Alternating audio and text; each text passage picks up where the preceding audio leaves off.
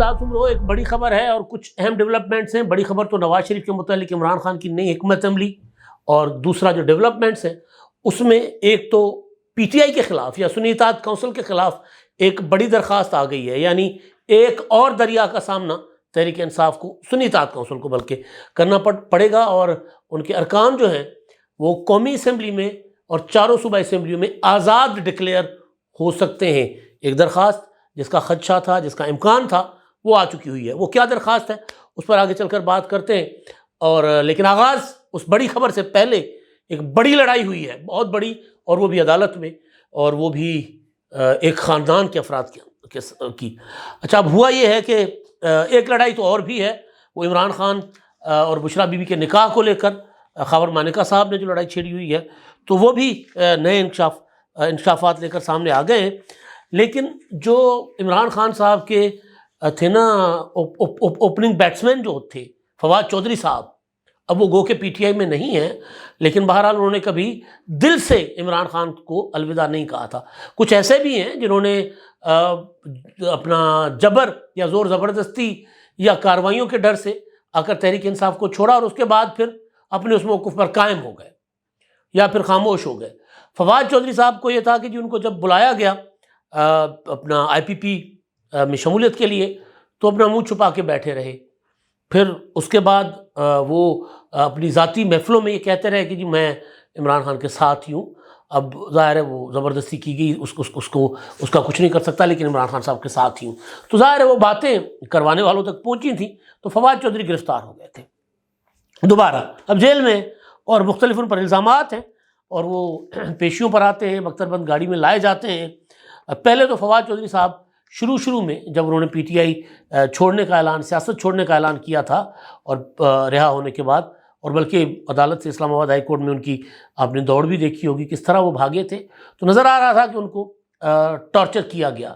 ذہنی یا جسمانی، جس کی وجہ سے وہ خوفزدہ تھے، ڈر گئے تھے۔ جب عدالت نے ان کو رہا کرنے کا حکم دیا تھا، تو وہ جب باہر آئے اور انہوں نے دیکھا کہ پولیس ان کو گرفتار کرنے کے لیے کھڑی ہے، تو وہاں سے گاڑی سے اتر کر پھر انہوں نے دوڑ لگا دی تھی۔ اب وہ اس طرح نہیں ہے، اب وہ چل پل ہیں فواد چودھری صاحب، ان کو اب دوسری طرف کی ٹینشن نہیں ہے۔ وہ کہہ رہے تھے آج صحافیوں کو، دو انہوں نے باتیں کی ہیں سیاسی۔ ایک انہوں نے یہ کی کہ اگر میں فارم 47 قبول کر لیتا تو پھر آج میں ایم این اے ہوتا، میں نے قبول نہیں کیا۔ دوسری یہ کہ مولانا فضل الرحمان صاحب نے اگر احتجاجی تحریک شروع کی، اگر شہباز شریف صاحب نے یا حکومت نے ان کو مینیج نہ کیا، تو پھر یہ حکومت نہیں چل سکے گی۔ تو میرا نہیں خیال کہ مولانا فضل الرحمان صاحب اس حکومت کے لیے کوئی اتنا بڑا خطرہ بن سکتے ہیں۔ ہمارے ایک دوست ہیں،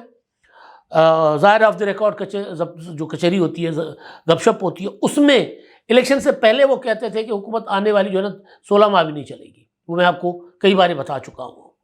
اور اس کی کئی ریزنس وہ دے رہے ہوتے تھے، لیکن بہرحال کل انہوں نے تسلیم کیا کہ نہیں، یہ حکومت 5 سال چل جائے گی۔ فواد چودھری صاحب کہہ رہے ہیں کہ مولانا فضل الرحمان صاحب کو منا لیا گیا تو ٹھیک، ورنہ حکومت 5 سال نہیں چلے گی۔ ہو سکتا ہے فواد چودھری صاحب مولانا فضل الرحمان صاحب کو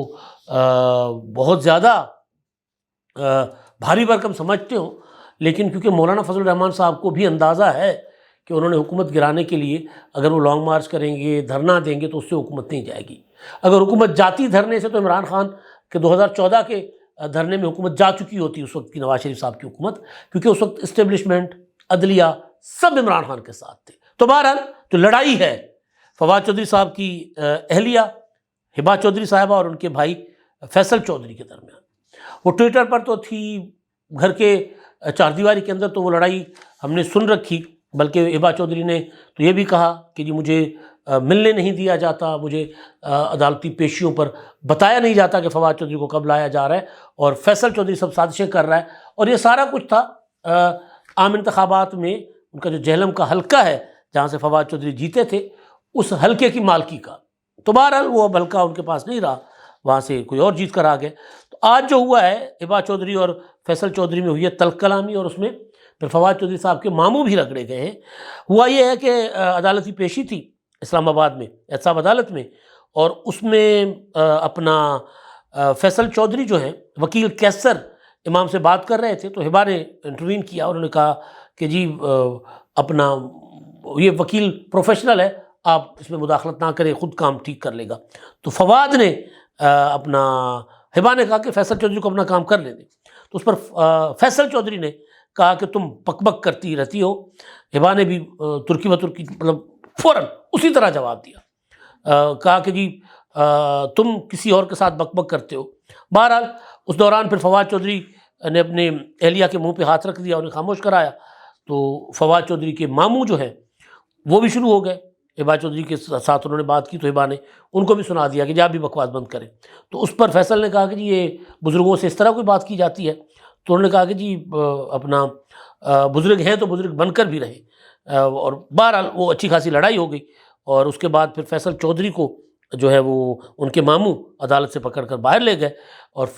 فواد چودھری نے اتنا ضرور کہا فیصل کو، گلا کیا بھائی سے کہ یار جب آتے ہو تم فیصل تب یہاں پر کوئی نہ کوئی پنگا ہو جاتا ہے. تو بہرحال کیونکہ بھائی دیور بھابھی کی یہ لڑائی جو ہے یہ پرانی ہے، چل رہی ہے، تو اس میں پس بیچارے ہمارے فواد بھائی رہے کہ وہ اندر جیل میں بیٹھے ہوئے، ان کو حالات کا معاملات کا پتہ نہیں ہے. ان کو جو بات فیصل بتائیں گے اس پر بھی یقین کر لیں گے، ان کو جو بات ہبا بتائیں گے اس پر بھی یقین کر لیں گے. تو بہرحال ہم اس کو یہاں تک رکھتے ہیں، اس سے آگے اس پر نہیں جاتے. ایک اور چیز مولانا فضل الرحمان صاحب کے ساتھ جو ہوئی ہے وہ بڑی دلچسپ ہے. اپنا الیکشن کمیشن نے کے پی کے سے خواتین کی مخصوص نشستوں پر صدف احسان نامی خاتون کو جے یو آئی کی طرف سے اپنا ایم این اے ڈکلیئر کر دیا، نوٹیفائی کر دیا. تو اس پر جے یو آئی نے کہا کہ جی ہمارے تو جو فہرستی تھی اولویت والی جو پریورٹی لسٹ تھی اس میں تو خاتون کا نام ہی نہیں تھا، یہ کدھر سے آ گیا؟ تو اس پر انہوں نے بہرحال تحقیقات کا مطالبہ کیا، کس نے کیا. خاور مانیکا صاحب جو ہیں وہ آج اسلام آباد کی جو سیشن کورٹ میں جو اپیلیں تھیں اس میں انہوں نے وہ پیش ہوئے تھے، عمران خان اور بشریٰ بی بی کی اپیل، اور اس میں انہوں نے وکیل شکیل اپنا پیش نہیں کر سکے. لیکن انہوں نے آج پھر کہا ہے کہ جی وہ جو نکاح تھا ہمیں نہیں پتہ تھا، نہ میرے بچوں کو پتہ تھا، بلکہ میں نے تو عدالت میں نکاح نامہ دیکھا اور میرے بچوں کو بتایا تو وہ یقین نہیں کر رہے تھے، میری زندگی تباہ کر دی، میرا گھر تباہ کر دیا. بہرحال اب بندہ کیا کہے کہ جب یہ سارا کچھ ہو چکا اس کے بعد بھی آپ عمران خان کو دنیا کا عظیم انسان اور اپنی بیوی کو دنیا کی عظیم عورت قرار دیتے رہے، اور اب آپ کو جب عمران خان مصیبت میں تو آپ کو یاد آیا کہ عمران خان نے آپ کا گھر توڑا ہے. تو بہرحال یہ تو دوسری چیز ہے. اب جو دو چیزیں، ایک پی ٹی آئی کی حکمت عملی، ایک پی ٹی آئی کی حکمت عملی ہے جس کا اعلان اظہار کیا گیا ہے، وہ آج عمر ایوب صاحب نے پریس کانفرنس کی ہے، اپوزیشن لیڈر ہے. انہوں نے کہا کہ جی کل جو کچھ ملک میں ہوا پی ٹی آئی کے اپنا جو احتجاج کو روکنے کے لیے ان کے M N As, M P As, خواتین گرفتار کیے گئے، تو جن پولیس حکام نے یا جنہوں نے یہ کارروائیاں کی ہیں ان کا ہم جو ہے وہ حساب کتاب لگا رہے ہیں. یہ نا مطلب یہ ہوتا ہے یہ وہ ٹیکٹس ہیں جو کامیاب بھی ہوئے ہیں کے پی کے میں خاص طور پر، کہ جی ان کا ہم اکاؤنٹس کا پتہ کریں گے، وہ کتنے کرپٹ ہیں، یہ ہے وہ ہے. ابھی سے ہم ان کے خلاف تحقیقات شروع کر رہے ہیں. اب بطور جماعت پی ٹی آئی کہاں سے کیسے تحقیقات کر سکتی ہے ہمیں نہیں پتہ. ہاں ہو سکتا ہے پبلک اکاؤنٹس کمیٹی کی چیئرمین شپ جب ان کو مل جائے تو وہاں یہ کریں تو کریں، ادروائز نہیں کر سکتے. تو بہرحال کے پی کے میں کیونکہ پی ٹی آئی بہت تگڑی تھی، پی ٹی آئی کے ساتھ کچھ اور ملیٹنٹ ایلیمنٹس بھی تھے، اس وجہ سے کے پی کے میں پی ٹی آئی جو ہے وہ اپنا وہ جو ہے نا وہ روب دبدبا اور بھائی گیری وہ وہاں پر کرنے میں پی ٹی آئی کامیاب ہو گئی. پنجاب میں بھی بہت حد تک کہا جا رہا ہے کہ پی ٹی آئی کی اس پروپیگنڈا کی وجہ سے سرکاری افسران جو ہیں وہ بہت حد تک ڈرے اور سہمے رہتے ہیں کہ کہیں یہ کل آ گئے تو انہوں نے ہمیں چھوڑنا نہیں ہے. کیونکہ عمران خان نے تو جے آئی ٹیز میں کہا تھا میں نے تمہاری شکلیں یاد کر لی ہیں، ذہن میں رکھ لی ہیں میں نے، اب میں آؤں گا، میں واپس آ رہا ہوں اور میں تم لوگوں کو نہیں چھوڑوں گا، یہ تو انہوں نے کہا تھا. تو بہرحال اچھا اب جو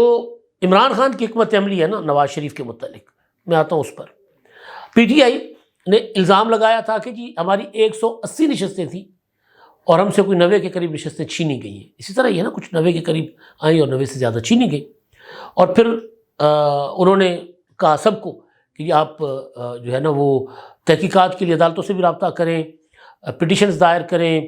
اور وہ کیا ہوتی ہیں الیکشن پٹیشنز، الیکشن عذرداریاں جو ہیں انتخابی عذرداریاں وہ بھی دائر کریں اور تحقیقات کا مطالبہ کریں. پھر اچانک کچھ دن پہلے عمران خان صاحب نے کہا کہ 4 حلقے چاہیے، 4 حلقے کھولیں، وہی 2013 کی طرح کہ صرف 4 حلقے کھولیں پتہ چل جائے گا. اب وہ 4 حلقے جو ہیں انہوں نے بتا دیا تھا کہ N130 لاہور کا نواز شریف ورسز ڈاکٹر یاسمین راشد، جہاں سے نواز شریف جیت چکے ہوئے ہیں یا مطلب الیکشن کمیشن نے ان کو کامیاب قرار دے دیا نا، نوٹیفیکیشن ہو گیا، اسی پر انہوں نے حلف بھی لے لیا۔ دوسرا N 128 اون چودھری صاحب ورسز سلمان اکرم راجہ، وہ،